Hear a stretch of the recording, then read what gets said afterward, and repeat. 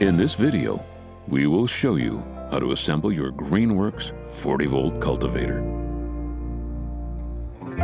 Warning: this video is not a substitute for reading the operator manual. For more detailed instructions and safety warnings, consult the operator manual provided. Let's get started.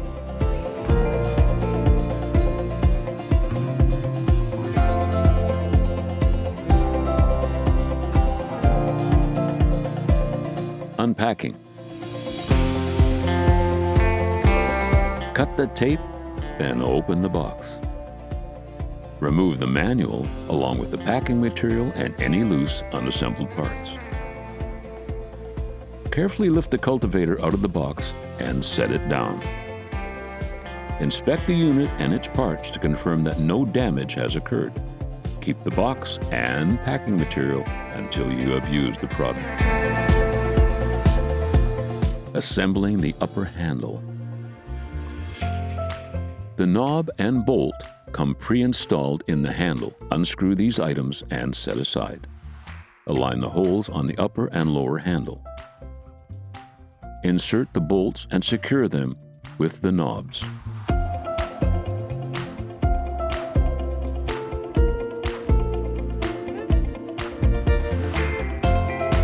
Assembling the wheels. The wheels are used to stabilize the unit and control the depth of operation. If you need a greater tilling depth, the wheels can be left unassembled. Insert the wheel assembly into the support rod. Align the wheel assembly in the desired position. Slide the bolt through the hole and insert the cotter pin through the hole at the end of the bolt.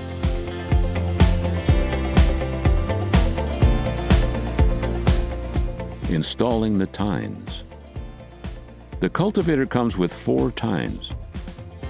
The tines must be installed in the correct order for the unit to operate correctly. Lean the unit back so it is resting on its wheels and handlebar. Place tine C on the tine shaft to the left of the gearbox. The stamped side of the tine should face away from the gearbox. Place tine B on the tine shaft to the right of the gearbox. The stamped side of the tine should face away from the gearbox. Place a felt washer on each side of the tine shaft and slide to rest against the inner tines. Place the outer tine D on the left side of the tine shaft. The stamped side should face towards the gearbox. Place the outer tine stamped A on the right side of the tine shaft. The stamped side should face towards the gearbox. To secure the tines to the tine shaft, insert the ring pin into the holes located on either side of the tine shaft. The unit will not operate correctly if the tines are installed incorrectly. If you notice a problem while operating, double-check the tine positioning. A good way to tell if they have been installed correctly is to check the flute position. Correctly installed, the flutes will line up. Secure the cables.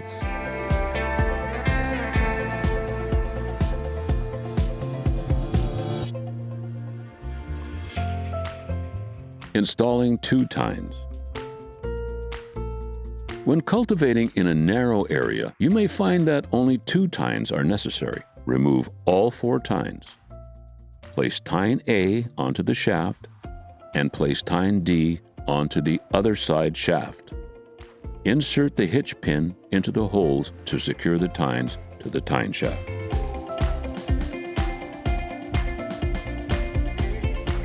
Keep hands and feet away from the tines. Check that there are no people, pets, or loose objects nearby. Thrown objects can ricochet and result in personal injury or property damage. Wear gloves and eye protection when operating. Protective clothing and boots are also recommended.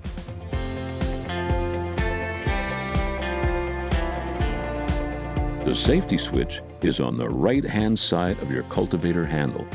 It must be fully depressed before the motor can be successfully started. The bail lever is in front of the upper handle.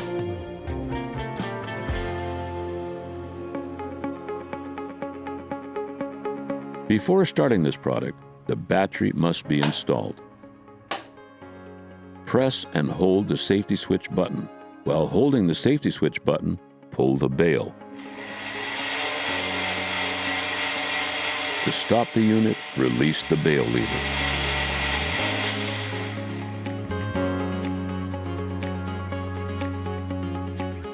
The handles may be folded for compact storage. Loosen the handle knobs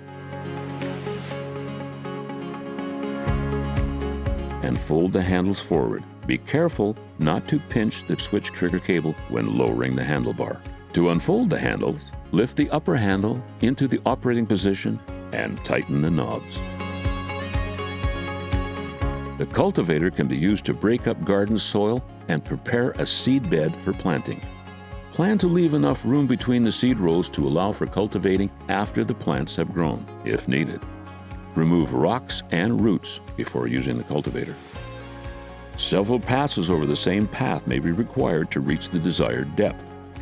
Do not try to dig too deeply in the first pass. If the machine jumps or bucks, allow the unit to move forward at a slightly faster rate or install the wheel assembly. If the cultivator stays and digs in at one spot, try rocking it from side to side to start it moving forward again. Work the soil when it is neither too wet nor too dry. To test the moisture level of the soil, take a handful of soil and squeeze it. If it remains in a tight ball when you release your grip, it is too wet. If it crumbles, it is ready to work with. After use, disconnect the power source.